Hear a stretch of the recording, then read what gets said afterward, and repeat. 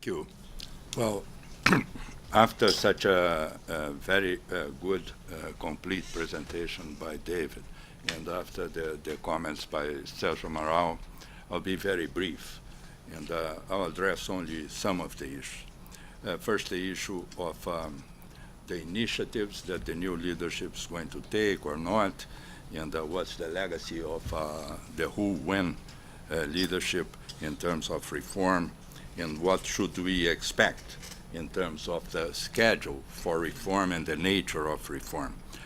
I'll skip the issue of the biography or the constitution of the new Politburo Central Committee and Standing Committee, because as David pointed out, this is a process where not very many people participate, and it's very difficult for anyone outside the party structure at a certain level to have an indication of how the leadership is going to be formed, but what is, I think, more important is what do they really believe in and how they are going to lead the country. So if you look at the biography of Xi Jinping and so on, you can extract facts that go one way or the other. So I think it's better to focus, as he did, on the problems that they are going to face. There, I agree that there is, at the end of the who-when period, in the transition for the 18th Party Congress, started to appear in China evaluations saying that they had not delivered on the reform agenda, and that the legacy that they left for the fifth generation was not very significant in terms of new initiatives accomplished. And certainly that was the case in the political area, as you pointed out.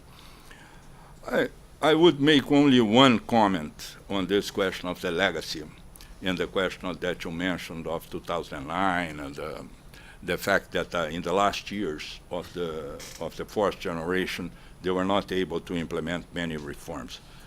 We can't forget that they had to face a huge economic crisis that had an enormous impact in China that they counteracted by adopting extraordinary measures. And these measures had a major impact on the possibility of pursuing economic reform, and in a certain sense, they were a retrocess in terms of the reform agenda. So I think they were extremely successful in counteracting the impact of the crisis on China, and by doing that also in the world, because with the weight of the Chinese economy, the fact that the Chinese economy kept growing by 9% and 10% during the central period of the crisis in the United States, in Europe, this had a major impact on the world economy. So in the last part, not only they were already on the road for the 18th Party Congress, and it was impossible to introduce any reform in that period, especially in the light of what happened with Bo Xilai. And not only Bo Xilai, because other people are also involved in scandals, and people quite close to Hu Jintao. So, but they also had to digest the impact of the measures that they had taken to forestall the impact of the crisis with the injection of an enormous amount of money into the financial system and the transfer of this huge amount of money to the SOEs and to for projects in infrastructure. And now we are seeing some of the consequences of this with the local financial authorities, level of indebtedness, shadow financing, the question of reduction in the productivity of investment in infrastructure and so on, projects that are in the difficult situation of certain state-owned enterprise in sectors like wind power, solar power, the question of the steel companies, and the railway sector, So some of these companies are now, that are in the hands of the state, are facing major difficulties. So this brings me to the question of Xi Jinping and what Xi Jinping is going to do, and what and the fact that you mentioned that he opened up changing the style. As you said, this was helpful, and the population saw this as something very positive because it contrasted with the style of Hu Jintao. But style is certainly not enough, and they have a difficult agenda. And I think that on the agenda, I would say, as you mentioned, the economic agenda. I don't have the time to go into the rebalancing, change the model, and all the other reforms. But I would say one thing: they have a blueprint. They've had a blueprint from the 11th plan, from the 12th plan, and they are now trying to give indications that they are going to take seriously this blueprint for change. And some of the indication came from the meeting that Sergio mentioned by Li Keqiang. And I think that let's see what they can do. But some of the indication are that they are going to pursue, and I think that from what I read, the impression is growing that this leadership is going to move on the economic front more forcefully. Normally, when dealing with reform in China, there has always been, as you know, reform in China. Change and reform is, to use a contradiction, a constant in China. Now, but the Chinese have a very special way of doing reform. They do it piecemeal. They do it by regions or localities. They do it by restricting the scope of reform and trying to focus on it, and then try to see whether this is going to work, not going to work, and then expand the experience.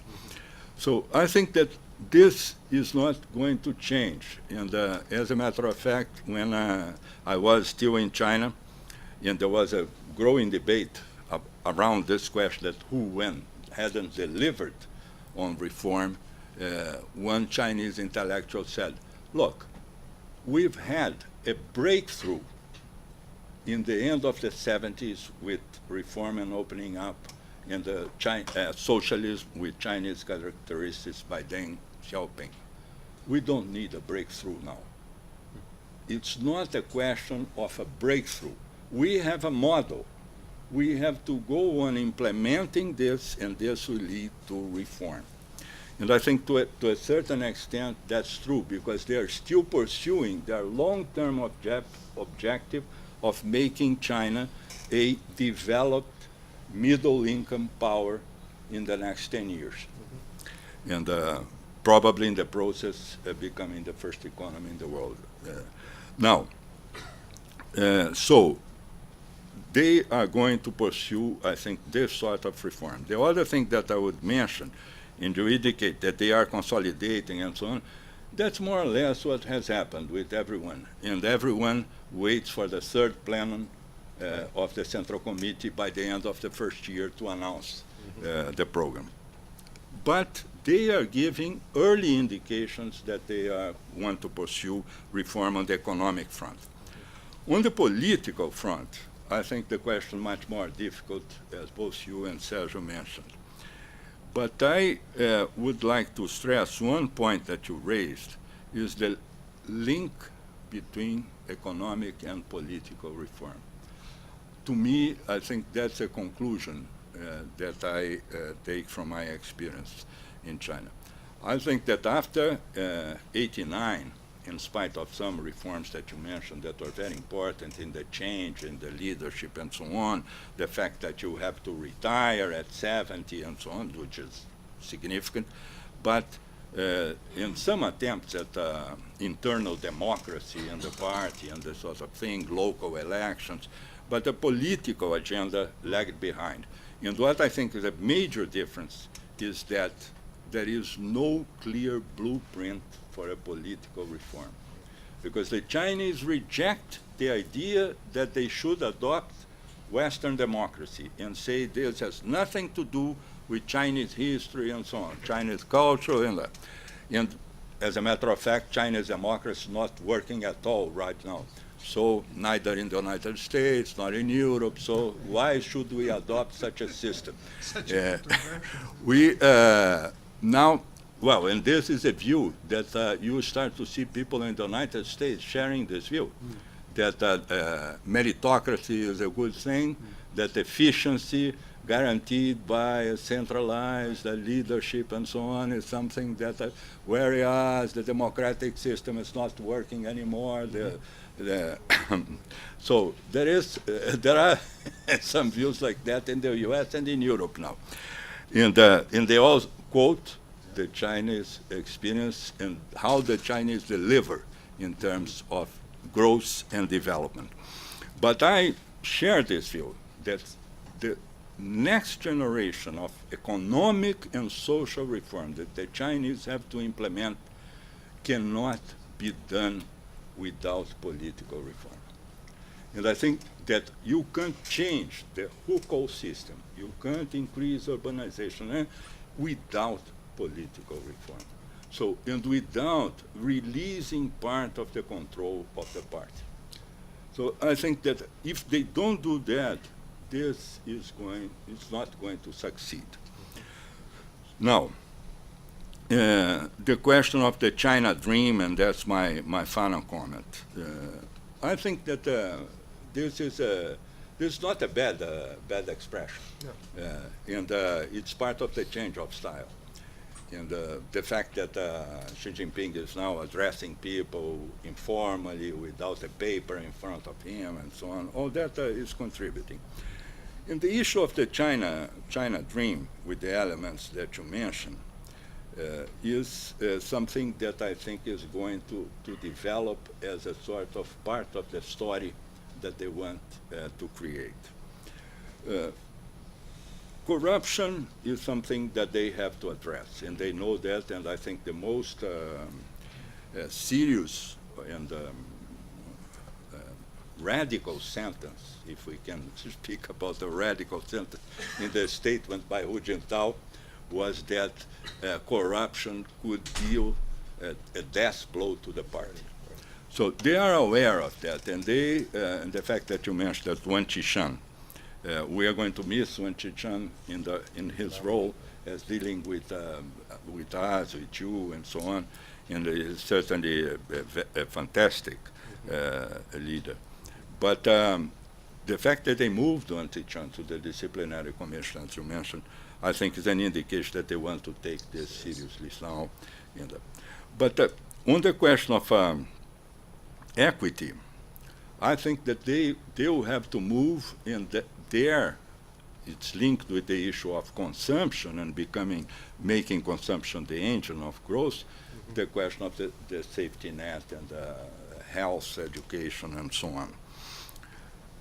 The issues of Renaissance and nationalism are linked. As you know, there is this very recent book, with the photo of the children at school and all singing, right. Never forget national humiliation. And so that's part of the Chinese story.